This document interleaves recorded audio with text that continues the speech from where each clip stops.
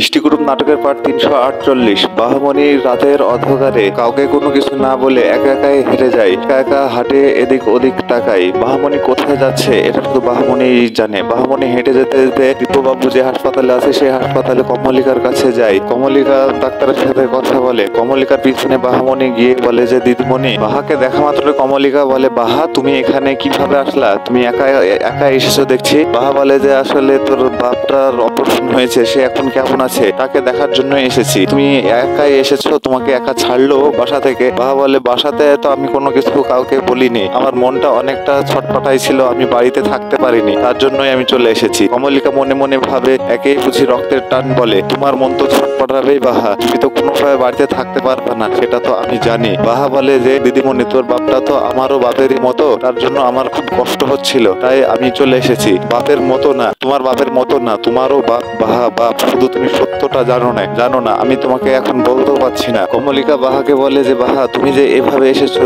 বাড়ির মানুষজন অনেক চিন্তা টেনশন করছে না? অর্চিত যদি জানে তাহলে তোমাকে কি বলবে বলো? বাহামণি বলে, ও অফিসে আছে, অফিস থেকে আসতে আসতে আমি চলে যাব, আমি কাউকে কোনো কিছু বলিনি, আমি শুধু একবার তোর বাপটাকে দেখবো, দেখে চলে যাব। কমলিকা মনে মনে ভাবতে থাকে যে কি একটা রক্তের টান, যে রক্তের টানে কোনোভাবে মেয়েটা বাড়িতেও থাকতে পারলো না, একই রক্তের টান বলে। আমি সেটা এখনকার বুঝতে পারছি। বাহাকে বলে যে বাহা, বাড়ির লোকজন হচ্ছে হয়তোবা অনেকটাই চিন্তা টেনশন করছে। বাহা বলে যে চিন্তা টেনশন করলেও আমার কোনো কিছুই করার নেই। কমলিকা বলে যে আচ্ছা ঠিক আছে, চলো দেখি, অপারেশনটা হয়ে গেছে, বাপি এখনো ঘরের মাঝেই আছে, যে দেখি যে বাপির কি অবস্থা। এই কথা বলে বাহাকে নিয়ে কমলিকা তার বাপির রুমে যায়। যে দেখে দিব্যবাবু জ্ঞান আছে, তাকিয়ে আছে, কিন্তু কোনো কথা বলার শক্তি ক্ষমতা কোনোটাই নাই। বাহামণিকে দেখাই দেয় কমলিকা, আর দিব্যবাবু শুধু চেয়ে চেয়ে বাহার দিকে থাকে। দিব্যবাবুর মুখে অক্সিজেন লাগানো থাকে, দিব্যবাবুর কোনো কথা বলার ক্ষমতা থাকে না। বাহামণি আর কমলিকা সেখান থেকে চলে যায়। দিব্যবাবু, বাহা, কমলিকা দুইজনে একসাথে দেখে দিব্যবাবু একটু স্বস্তি পায়। একটু চোখ বন্ধ করে দিব্যবাবু সেখানে শুয়ে থাকে। অর্চির অফিসের বস অঞ্জন দাস, সে তার কর্মচারীদের সাথে কথা বলতে থাকে। অর্চি এসে বলে যে আমি আসবো স্যার? বলে যে হ্যাঁ হ্যাঁ তুমি এসো।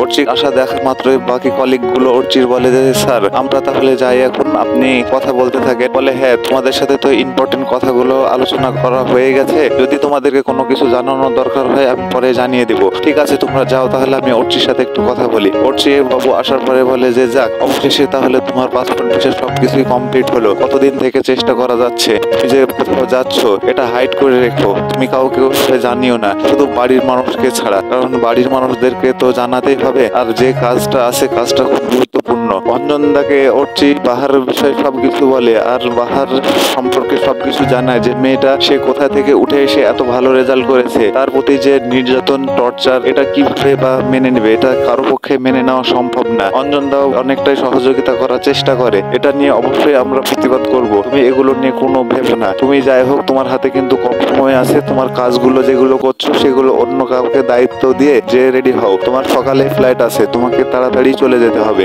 অর্চি বলে যে আমি আমার সব কাজগুলো করে যাব, আর আমি আমার এই যে কাজ করি এই কাজের ক্ষেত্রে আমি যদি মৃত্যু আমার কাছে চলে আসে আমি এক ফোঁটা দ্বিধাবোধ করবো না। তারা বলে যে হ্যাঁ, সেটা তো খুব ভালো করে জানি অর্চি, তুমি কতটা কাজের জন্য তুমি নিজেকে গুরুত্বপূর্ণ রাখো, তুমি কাজের মধ্যে অবশ্যই ঢুকে যাও, তুমি বোল্ডলি কাজগুলো করো। অর্চি বাবু বলে যে অঞ্জনদা, ভিতরে ঢুকিয়ে বোল্ডলি কাজ করার যে কি সুখ শান্তি সেটা যে করে সে বুঝে, আপনি তো সেগুলো করেন না, আপনি কখনো বুঝবেনও না। তোমার নিজের কাজগুলো অন্য কাউকে দিয়ে যদি তুমি যাও তাহলে তোমার জন্য একটু সুবিধা হবে। অর্চি বলেন না অঞ্জনদা, আমি আমার কাজগুলো আমি নিজে করে চলে যাচ্ছি, তাহলে আমি আমার রুমে চলে গেলাম, আপনি থাকেন তাহলে। অঞ্জনদার কাছ থেকে বিদায় নিয়ে অর্চি তার অফিস রুমে গিয়ে বসে, আর ভাবে যে আমি যে অঞ্জনদাকে বললাম এক ফুট মৃত্যু যদি চলে আসে আমি এক ফুটও কোনো কিছু দ্বিধাবোধও করবো না, কিন্তু এখন যদি আমার মৃত্যু সামনে চলে আসে তাহলে কি আমার চোখে কি ভাসে না একটা মুখ? অর্চির বাড়িতে বাবুরা ঢোকা মাত্রই অমনি জিজ্ঞেস করে যে কিরে, বাস স্ট্যান্ডে গিয়ে পারলি বাহাকে